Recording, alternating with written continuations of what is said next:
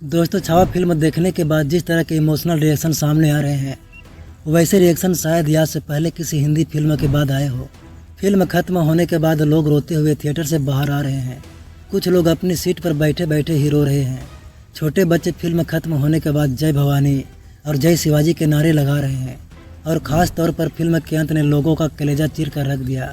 मेरे आंसू तो अभी तक रुक नहीं पा रहे हैं।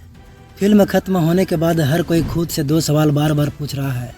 पहला सवाल है, अगर हमारे देश में छत्रपति संभाजी महाराज जैसे वीर योद्धा हुए तो हमें उनके बारे में वैसे क्यों नहीं पढ़ाया गया जैसे बाकी मुग़ल शासकों के बारे में पढ़ाया गया।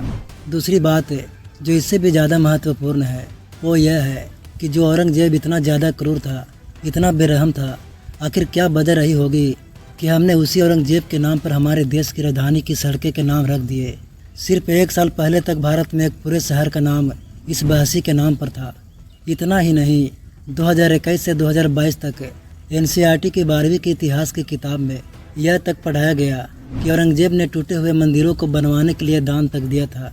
ऐसा लिख कर औरंगजेब को सेकुलर तक बताने में झूठी कोशिश की गई थी। जब इस पर एक व्यक्ति ने RT लगाकर NCERT से सवाल किया कि आपके पास इस बात का कोई स्रोत है जो आपने लिखा है, तो NCERT ने कहा कि हमारे पास इसका कोई स्रोत नहीं है। मतलब उन्होंने खुद माना कि जिस भी शख्स ने यह लिखा उसने अपनी मर्जी से यह झूठी बात किताब में लिख डाली। जिस औरंगजेब ने सिखों के 9वें गुरु तेग बहादुर जी का दिल्ली में कत्ल कर दिया था, उसी शीशगंज गुरुद्वारे से सिर्फ 8 किलोमीटर की दूरी पर हमने औरंगजेब के नाम पर एक सड़क बना रखी थी। जिस महाराष्ट्र में औरंगजेब ने मराठों पर इतने जुल्म किए, छत्रपति संभाजी महाराज जैसे महान राजा की आंखें नोच ली, उनके जख्मों पर नमक छिड़क कर उन्हें टॉर्चर किया, लोहे के औजारों से उनके नाखून तक उखाड़ लिए, उसी महाराष्ट्र में पूरे के पूरे एक शहर का नाम औरंगजेब के नाम पर था। इससे बड़ा अपराध और क्या हो सकता है।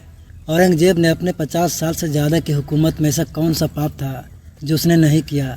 यह वो शख्स था जिसने खुद को शहंशाह बनाने के लिए अपने पिता शाहजहां तक को जेल में डाल दिया, अपने सगे भाई मुराद और दारा सिकों का कत्ल कर दिया।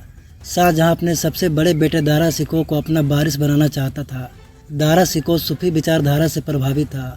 वह हिंदू धर्म ग्रंथों से भी काफ़ी प्रभावित था, यहाँ तक कि उसने उपनिषदों को फारसी में अनुवाद भी किया था। दूसरी तरफ औरंगजेब कट्टर था, उसे दारा सिकों काफिर लगता था। औरंगजेब ने बाद में दारा सिकों को सबसे दर्दनाक मौत दी। इटली के एक लेखक निकोलो मचुली, जो उस वक्त दिल्ली में था, उसने अपनी किताब एस्टोरिया दो मोगोर में लिखा कि औरंगजेब ने दारा सिकों को एक बूढ़े और कमज़ोर हाथी पर बैठा कर उसे गंदे कपड़े पहना कर पूरे शहर में घुमाया गया, उस पर कीचड़ फेंका गया। बाद में औरंगजेब के सैनिकों ने उसका सिर कलम कर दिया और इतना करने के बाद भी जब औरंगजेब का मन नहीं भरा तो उसने दारा सिकों का कटा हुआ सिर एक थाल में सजा कर अपने पिता शाहजहां के पास भिजवा दिया।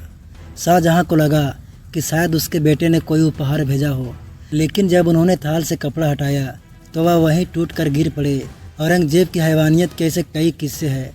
यह वही औरंगजेब था जिसने इस्लाम धर्म न मानने पर गुरु तेग बहादुर जी को दिल्ली के चांदनी चौक में 11 नवंबर 1775 को मौत के घाट उतार दिया। उनके शिष्यों भाई मती दास, सती दास और दयाल दास को भी निर्ममता से मार दिया। हिंदुओं पर उसने जजिया कर लगाया ताकि वे मजबूर होकर इस्लाम कबूल कर ले।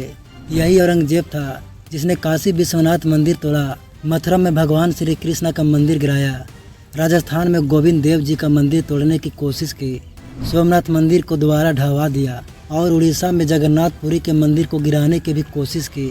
लेकिन फिर भी आज भी इस देश में कुछ लोग ऐसे हैं जो औरंगजेब को एक सम्मानित व्यक्ति मानते हैं। छावा फिल्म के बाद एक वीडियो वायरल हुआ जिसमें लोग थिएटर से रोते हुए बाहर आ रहे थे। इस पर एक कट्टर मानसिकता वाले व्यक्ति ने ट्वीट किया कि 500 साल बाद भी आज औरंगजेब के नाम पर इन लोगों के आंसू निकल रहे हैं। दोस्तों, यह कोई मामूली ट्वीट नहीं है, यह पूरी मानसिकता को दर्शाता है। अगर भारत को सच में अपना पुराना गौरव हासिल करना है, अगर भारत को सच में आज के आतंकवादियों और उनके समर्थकों से बचाना है, तो हमें अपने भीतर छिपे गद्दारों को पहचानना होगा। जैसे औरंगजेब की औकात नहीं थी कि वह छत्रपति संभाजी महाराज को हरा सके, वैसे ही भारत को कोई भी तब तक नहीं हरा सकता जब तक कि हमने अपने भीतर बैठे गद्दारों से सावधान है। दोस्तों, वीडियो आपको कैसी लगी? अगर सही लगी हो तो इसे अपने दोस्तों के साथ ज़रूर शेयर करें। छावा फिल्म देखने के बाद आपका क्या रिएक्शन था, हमें कमेंट बॉक्स में बताइए और जाते जाते चैनल को सब्सक्राइब करना ना भूलें।